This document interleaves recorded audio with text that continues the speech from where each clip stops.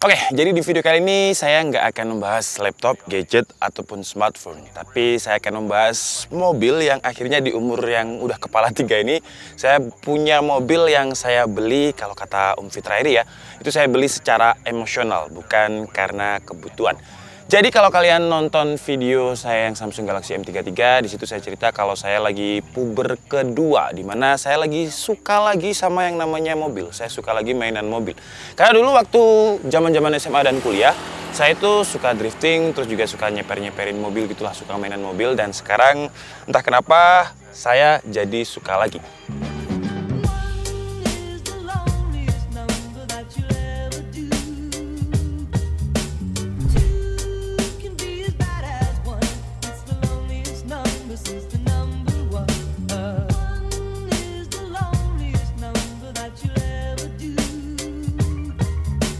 Sebenarnya udah lama ya hobi ini bangkit kembali, cuman saya nggak berani share. Nah sekarang saya baru berani share, cuman nanti akan saya bedakan lah ya channelnya biar nggak campur gitu antara DKID yang gadget sama DKID yang otomotif. Jadi nanti saya akan cobain upload hobi saya yang baru ini. Link channelnya kalian bisa lihat di sini atau nanti akan saya taruh di kolom deskripsi buat kalian yang juga suka otomotif. Nama channelnya sementara saya belum tahu, mungkin ya DKID Gadget atau DKID Otomotif, nanti saya buatin. Tapi sekarang kita bahas dulu mobil yang saya beli dengan harga 500 miliar ini ya, jadi sekitar 500 jutaan, dan saya nggak nyesel beli mobil ini. Jadi awalnya tahun 2020 kalau saya nggak salah ingat, saya punya mobil Honda HR-V yang akhirnya yang saya cicil selama 5 tahun, dia lunas. Dan karena saya merasa cicilan saya udah lunas, jadi kalau kata Om Fitrairi kan mobil pertama itu kita beli secara logika, secara kebutuhan gitulah. Jadi biar dipakai harian itu enak. Dan mobil kedua kita beli secara emosional, itu saya kutip dari Om Fitrairi. Dan akhirnya saya memutuskan, ya udahlah saya coba beli satu mobil yang saya putuskan itu nggak pakai logika. Jadi kayak nekat-nekat aja, emosional. Dan harganya 500 miliar lebih ya dulu ya, kayak 500 miliar itu kayak gimana gitu ya, 500 juta. Kalau 500 miliar sama 500 juta itu nilainya sama, cuman kalau 500 miliar itu kayak lebih wow gitu. Karena memang menurut saya harga segitu buat saya itu nggak murah. Jadi saya harus mengeluarkan uang segitu itu menurut saya lumayan banyak. Dan waktu itu sebenarnya pilihan mobil saya bukan langsung mobil ini ya, tapi ada 3. Jadi dengan uang 500 juta itu budget saya ada pilihan Range Rover. Range Rover dulu itu tahun 2012-2013, range harganya segitu. Cuman saya udah tanya-tanya ke teman saya yang punya Range Rover, katanya kalau misalkan Range Rover itu kalau setirnya rusak, itu harganya bisa 60-100 juta. Dan udah saya coba juga Range Rover waktu itu. Terus pilihan kedua adalah Mazda 3 ya. Mazda 3 2020 itu juga harganya sekitar 500 juta sekian. Cuman kata teman saya yang punya Mazda juga, katanya kalau Mazda itu takutnya didepresiasi harganya. Jadi harganya itu setiap tahunnya bakal turun lah. Dan ketika saya cek untuk Mazda 2020, sekarang kan 2022 ya, harganya itu sekitar 420 juta. Harga barunya 520 juta. Jadi satu tahunnya itu turun sekitar 50 juta. Berarti depresiasi harganya 10%. Sebentar ya, karena ini ada Johnson lewat ya. Dan pilihan ketiga ada BMW 330i M Sport tahun 2016 ini. Dan dari ketiga mobil yang saya coba, bukannya saya merendahkan Range Rover dan juga Mazda 3 ya, cuman dari ketiganya yang saya coba, yang paling enak saya drive adalah yang ini. Dan setelah pertimbangan banyak, saya juga sempat tanya kepada Best Indotex ya, kepada Ko Malvin, katanya dari 3 itu mending 330i. Dan akhirnya saya memutuskan untuk beli ini. Dan waktu itu istri saya lagi hamil. Jadi ketika dia naik ini, katanya yang di dalam kandungan itu pengennya mobil ini. Jadi ya ada Johnson lagi lewat. Jadi ya karena istri hamil ya, kalau misalkan istri hamil itu harus diturutin kan. Jadi akhirnya ya belilah BMW 330i M Sport tahun 2016 ini. Dan layaknya orang beli mobil pada umumnya, apalagi harganya ini menurut kantong saya lumayan mahal, jadi saya research tentang mobil ini. Jadi BMW F30 atau F30 ini adalah penggantinya seri E. Kode bodi E diganti ke kode bodi F. Dan ini adalah seri 3 generasi ke-6. Dan kalau nggak salah pada tahun 2012 BMW itu memasukkan seri 3 ini 3 dulu. Jadi ada 320i, 328i, dan C335i.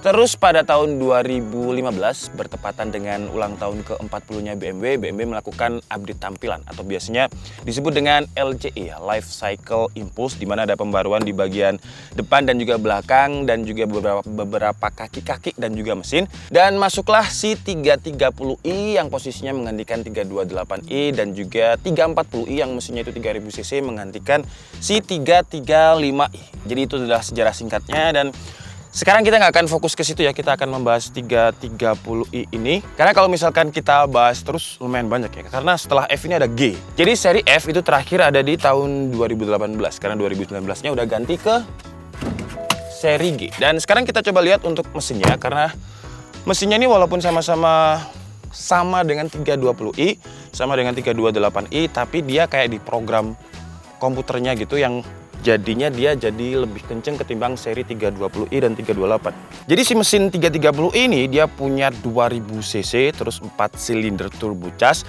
yang mampu menghasilkan tenaga 252 HP dengan torsinya itu 350 Nm. Jadi mesin ini disalurkan dengan 8 percepatan, itu pakai transmisinya otomatis dengan RWD atau rear wheel drive. Udah ya. Karena kalau misalkan kita bahas tentang review secara umum mobil ini udah banyak yang bahas, dan sekarang saya akan membahas tentang aksesoris. Apa aja yang udah saya modif dari mobil ini. Jadi saya dapatnya itu udah ada lips karbonnya, body kit M3-nya udah ada. Ini sebenarnya ada kayak semacam lips karbon lagi ya. Tapi kemarin itu waktu dipakai istri saya, jadi ya namanya perempuan ya, pas Malang itu banjir. Jadi kalau biasanya kalau saya banjir mending saya minggir terus saya beli cilok sambil saya tunggu banjirnya surut gitu. Gak enaknya kalau pakai mobil sedan kayak gini ya, karena banjirnya lumayan tinggi. Nah istri saya itu diterjang aja, mesinnya sih nggak apa-apa, cuman lips karbonnya ini hilang diterjang banjir. Ya dan kalau misalkan saya beli sih itu harganya kalau saya lihat di Tokopedia, bukan yang ori ya, yang custom itu sekitar 4 jutaan untuk lips karbonnya aja. Terus ini sebenarnya dia pakai kayak semacam grill chrome, cuman saya ganti lagi menjadi black seperti ini biar menyesuaikan dengan warna merahnya. Oh ya, BTW ngomongin warna, sebenarnya mobil ini warnanya putih. Terus saya stiker lagi, stikernya pakai Ax Vinyl, kalau nggak salah dulu saya beli harga 9 juta. Pemasangannya 3 juta, jadi 12 juta.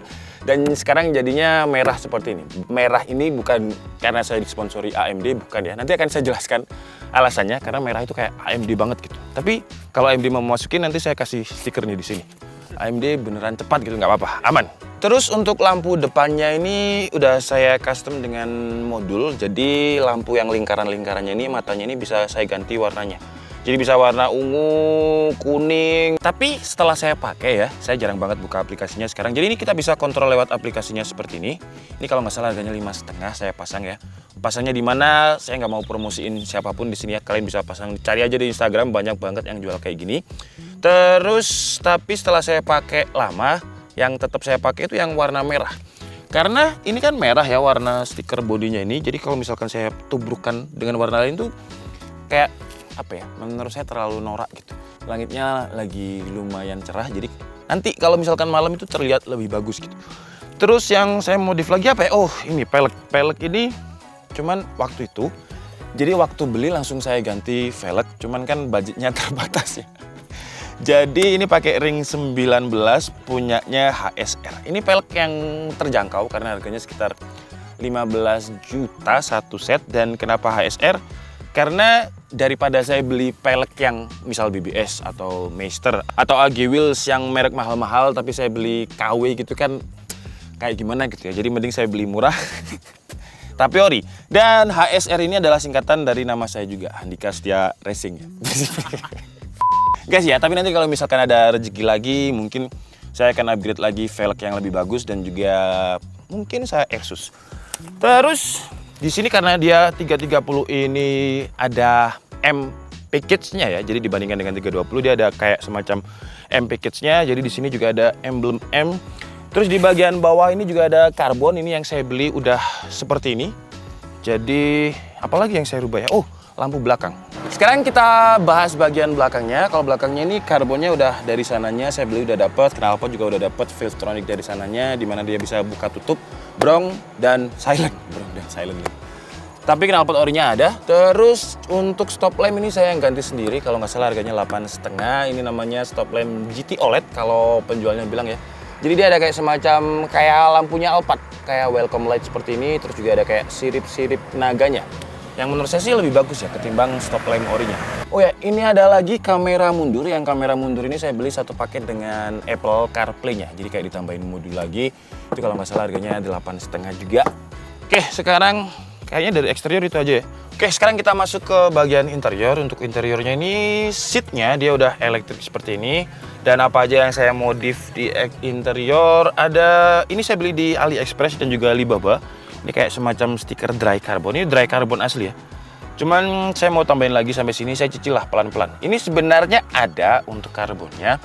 Cuman waktu saya ganti, jadi ini ambient light-nya kan kalau yang originalnya F30 330 itu kan ada dua ya, bisa warna putih sama merah.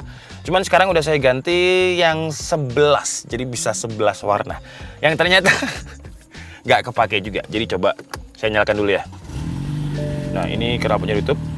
Jadi kelihatan nggak sih ini ambient light-nya ya? Jadi bagian sini kan ada warna merah nih. Ini merah, merah. Yang ini bisa saya ganti di bagian iDrive-nya ini. Jadi kalau misalkan saya masuk ke setting terus light seperti ini. Nah, sebenarnya kan warnanya itu cuman klasik sama sport ya. Jadi merah sama putih aja. Tapi setelah saya ganti lighting design ini, nah ini bisa saya ganti nih orange. Cuman dia kayak misalkan orange ya, warnanya itu nggak orange, nggak tepat gitu. Misalkan blue, ini kok tepat? Kemarin nggak tepat. White, ya seperti ini. Bentar. Blue, white, white. Nah, jadi jatuhnya ungu. Jadi dia ada 8 kalau nggak 11 warna. 1, 2, 3, 4, 5, 6, 7, 8, 9, oh ya, 8. 8 warna ya. Yang ternyata yang sering kepake itu tetap yang warna merah. Jadi ini sportnya, bentar. Saya ganti dulu ke warna merah. Nah, karena untuk seatnya ini dia yang warnanya red ya. Dan kalau misalkan saya tubrukkan lagi, warna putih sih masih masuk. Warna biru menurut saya udah norak ya kalau misalkan merah ketemu biru. Jadi yang sering saya pakai itu cuma putih merah. Jadi kayak percuma gitu. Kalau dibilang percuma, gimana ya? Karena yang bawaannya itu cuma di bagian pintu aja. Untuk bagian sini nggak ada. Tapi setelah saya custom ambient light, dia sekarang bagian interiornya ini, bagian depan dashboardnya ini juga ada warnanya. Dan sebenarnya untuk ini ya di bagian pintu ini tuh warnanya hitam aslinya. Cuman karena penjualnya ready stock ambient light-nya itu yang warna merah dan saya ngerasa karena ini merah juga, ya udahlah nggak apa-apa masih nyambung. Cuman yang originalnya itu warna hitam. Terus untuk handle pintu ini sebenarnya dia udah lengket dan kata teman-teman saya yang memang punya BMW, kadang penyakitnya BMW memang di bagian handornya ini, kadang di bagian sininya itu emang kayak lengket. Jadi saya belikan carbon fiber tempelan kayak gitu aja. Di sini juga ada kayak semacam tempelannya ya. Jadi ini karbon ini tempelan. Tapi untuk dry carbonnya ini lumayan mahal. Untungnya saya beli di AliExpress, jadi dia lebih murah walaupun datangnya memang lumayan lama. Setir ini saya juga beli di Alibaba kalau ini ya. Kalau di AliExpress harganya masih lumayan mahal. Jadi Alibaba itu saya pakai kayak semacam forwarder, dimana per kilonya itu saya harus bayar 200.000, cuman itu udah sama door to door. Jadi nggak bayar pajak lagi. Dan ternyata setelah datang saya harus bayar ongkirnya itu 1 juta. Kenapa? Karena ini kan beratnya 3 kg ya setirnya ini ya. Tapi di forwardernya itu minimal charge-nya itu 5 kg. Jadi walaupun kita beli 500 gram gitu ya, kita harus tetap bayar 1 juta karena minimalnya 5 kg. Tapi gak apa-apa lah. Karena untuk di sini lumayan mahal harganya ya. Jadi setir karbon ini yang ada kayak semacam ini, kalau misalkan saya gas tuh merah ini kayak kesannya keren sebenarnya. Cuman kalau misalkan malam ternyata dia silau. Jadi kalau misalkan saya malam terus saya gas seperti ini, lap ke mata gitu ya. Jadi ya kalau secara estetik bagus, tapi ternyata secara kenyamanan dia menurut saya silau. Apa mungkin saya udah tua aja ya, jadi gampang silau. Dan tadi kan di pas bagian belakang saya bilang kalau ini sudah update Apple CarPlay ya. Jadi seperti ini ya. Apple CarPlay apa yang mau dibahas ya, hampir semua mobil baru sekarang udah Apple CarPlay, cuman ini pada tahun 2016 dia belum ada. Jadi saya tambahin modulnya seperti ini. Dan untuk audionya ini Harman Kardon yang menurut saya udah enak banget. Jadi ketika saya mau ke bengkel audio, saya minta upgrade, kata bengkelnya, entah karena bengkelnya ini males, gak pengen uang atau gimana, tapi kata bengkelnya nggak usah, BMW itu Harman Kardonnya udah enak, nggak usah diupdate. Karena di update itu ya suaranya bakal kenceng, tapi sound quality-nya nggak bakal bisa ngalahin sound quality-nya bawaannya. Dan karena tukang Aldonya bilang gitu, ya udah akhirnya nggak saya upgrade. Terus kalau untuk penyimpanan ya di sini kita sebenarnya bisa ngecas iPhone di sini sama input aux in-nya juga di sini, tapi nggak pernah saya pakai. Jadi saya pakainya biasanya yang di depan ini sama sambil saya taruh kopi di sini. Awal-awal mobil ini 3 bulan lah saya nggak ngerokok di sini, tapi akhirnya saya nggak kuat dan akhirnya tetap ngerokok. Sebenarnya ada purifiernya, cuman entah kemana nih purifiernya. Biasanya saya taruh air purifier di bagian letak gelas tadi. Terus naik ke atas dia ada ya perlampuan seperti ini, terus juga ada sunroof. Jadi kalau HRV ya, HRV itu dia 2 sistem. Jadi kalau misalkan BMW ini meskipun dia harganya mahal, harga barunya itu pada tahun 2016 off the roadnya itu 840 juta sekian, on the roadnya 980 juta sekian. Sekarang harganya 500 juta, jadi depresiasinya hampir separuh. Tapi walaupun harganya mahal, ini bukanya manual seperti ini, pakai tangan. Kalau RV itu enggak, dia ada 2 sistem bukanya, kainnya buka sendiri, kacanya buka sendiri. Tapi ini enggak. Nah, seperti ini. Dan kalau Odyssey itu bisa bukanya ke sini dan juga ke sini. Jadi kalau Odyssey dilihat dari luar, misalkan dijentitkan sunroofnya itu kayak lebih bagus. Ini tapi enggak, nutup kayak gitu aja. Terus di sini ada, biasanya sering saya pakai untuk kalau misalkan lagi mau rapat ya, saya agak lihat dulu muka saya kusam atau enggak, terus kasih paper face, udah gitu aja. Terus untuk kilometernya saya itu dapat dulu 20.000 dan udah saya cekkan di BMW. Jadi BMW itu kalau misalkan kalian mau beli mobil BMW dan kenal orang bengkel BMW, tinggal minta aja platnya ke penjualnya, terus kalian inputkan di bengkelnya. Itu nanti akan muncul recordnya tuh. Recordnya dia servis kapan aja, ganti apa aja bisa. Jadi kalau ada recordnya enak. Kecuali kalau misalkan si orang atau yang punya mobilnya ini masukin ke bengkel yang bukan resmi, itu nggak bakalan kecatat. Tapi selama dia masukkan ke bengkel resmi, ganti apa aja itu bakal kecatat di situ. Dan ini udah saya inspeksikan. Jadi untuk kalau misalkan kalian mau beli BMW bekas, saran saya sih diinspeksikan ke Astra, bengkel resminya BMW. Kalau nggak salah itu untuk biaya inspeksinya 1,6 juta. Tapi ya memang lumayan mahal untuk inspeksi aja 1,6 juta. Tapi namanya mobil BMW ya, daripada nanti kita udah deal, udah beli, tapi ternyata ada kerusakan yang gini gitu, kan jatuhnya malah lebih mahal. Jadi mending buang 1,6 juta, tapi kita dapat mobil yang benar-benar bagus gitu, nyaman untuk dipakai.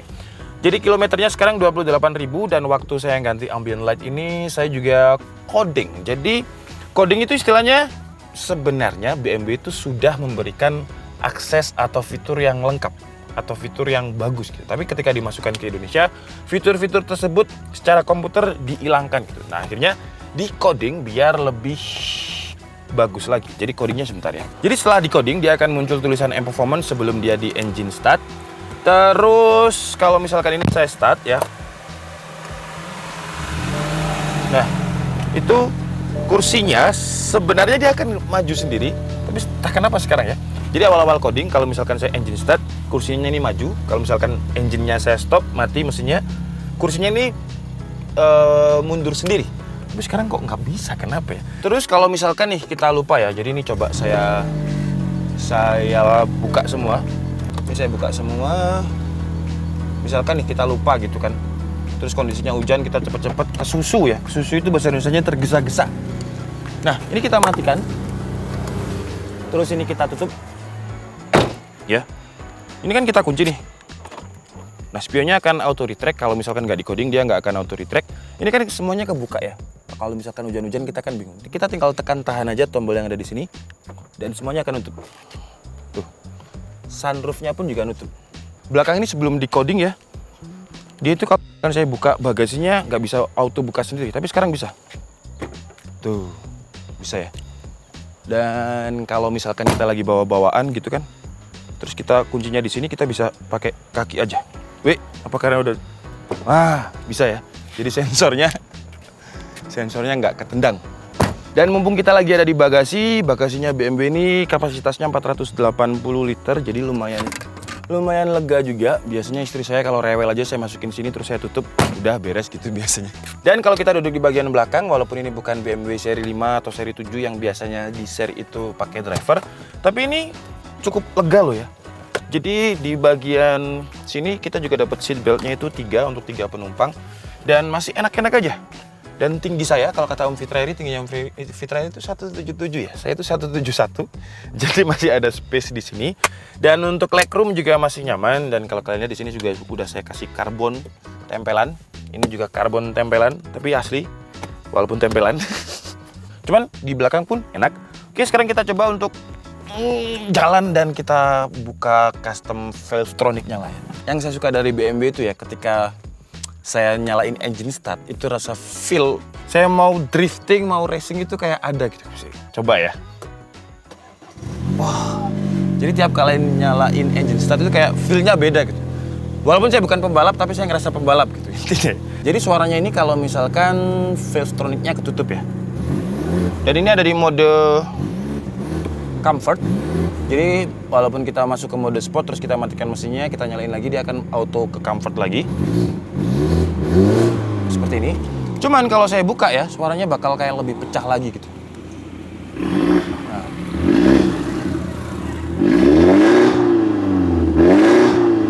Kalau di mode comfort dia nggak meletup-meletup ya. Tapi kalau misalkan saya masukkan ke mode sport ya, terus saya gas,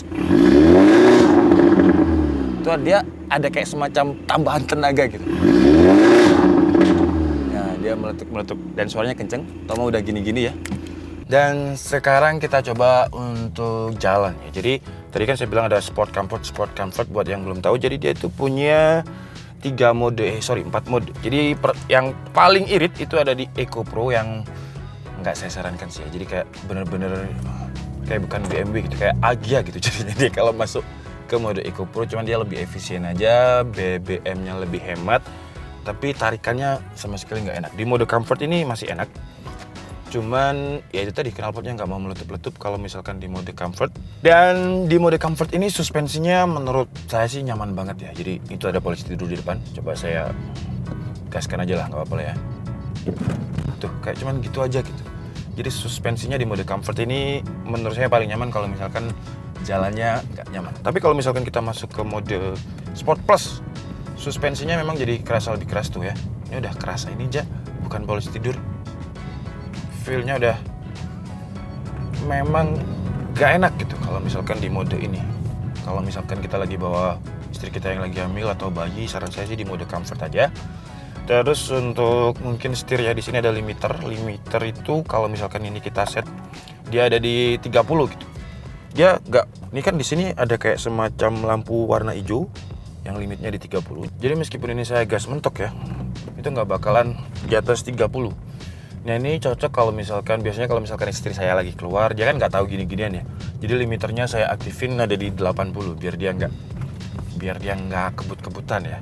Biasanya cewek itu kan ya dia bisa nyetir tapi dia nggak bisa ngontrol gitu. Jadi saya kasih limiter biar safety, biar lebih aman aja. Dan sekarang kan juga ada peraturan yang 120 km ya, nggak boleh lebih dari itu di titik tertentu kalau di tol. Jadi kalau pas lagi di area itu bisa pakai limiternya ini biar 120. Dan udah hampir 2 tahun saya punya mobil ini, berarti tahun 2020 saya belinya nggak ada kayak kata nyesel gitu, nggak ada. Walaupun pada akhirnya jarang saya pakai ya, karena kayak saya sayang banget gitu. Kilometernya nambah 100 aja kayak saya nggak bisa tidur semalaman gitu. Jadi kayak benar-benar saya sayang banget, takut kalau misalkan kilometernya nambah. Jadi biasanya saya bawa, oh ya BTW tadi di awal saya bilang HR-V. HR-V itu sekarang udah saya jual juga, saya ganti Innova Venturer. Jadi hariannya saya pakai Innova Venturer, cuman kalau misalkan lagi pengen kayak menikmati masa muda, puber keduanya lagi bangkit gitu ya, saya pakai ini lagi. Karena ini kayak benar-benar fun untuk di drive ya, fun to drive banget. Kayak dibuat belok-belok itu responsif gitu. Tuh ya. Nah, kameramannya yang takut sekarang. Dan kalau di harga segini, kalau misalkan alternatif lain saya lihat itu yang harganya mirip-mirip ya. Ada Jaguar XE, tapi Jaguar XE itu gila. Harga barunya mahal, secondnya pun juga mahal karena entah karena yang jual itu sedikit atau peminatnya yang dikit ya. Tapi Jaguar XE itu yang seharusnya sekelas sama ini harga secondnya masih 700-800. Terus ada Mercy C250 yang mirip-mirip juga harganya dengan ini, kisaran 500 sekian untuk tahun 2016 juga. Tadi kan saya bilang kalau dia jarang saya buat harian ya, tapi kalau misalkan kita beli ini buat harian sih dia nyaman-nyaman aja. Dan kalau untuk konsumsi bahan bakarnya dalam kota itu sekitar 8,8 km per liternya, dan kalau di tol sekitar 15-17 km lah. Oke, jadi mungkin itu pengalaman yang bisa saya share dari BMW 330 ini yang akhirnya saya bisa beli mobil secara emosional. Dan mungkin nanti kalau misalkan ada rezeki saya mau upgrade Airsus, upgrade Velg, terus ya Kalau misalkan kalian juga suka otomotif atau kalian punya BMW 330 ini, kalian bisa tulis pengalaman kalian di kolom komentar dan menurut kalian mobil saya ini kurang gimana. Saya tahu kalau velgnya, saya tahu brand lokal ya. Jangan dihujat kalau untuk velgnya. Nantilah kalau ada rezeki lebih saya beli. Jadi kalau misalkan kalian punya pengalaman pakai BMW F30 ini dan kalian mungkin nyaranin coba mobil ini deh, nanti saya akan pinjam ke teman-teman saya buat dibahas. Jadi ya cukup segitu aja mungkin. Sampai jumpa di video selanjutnya.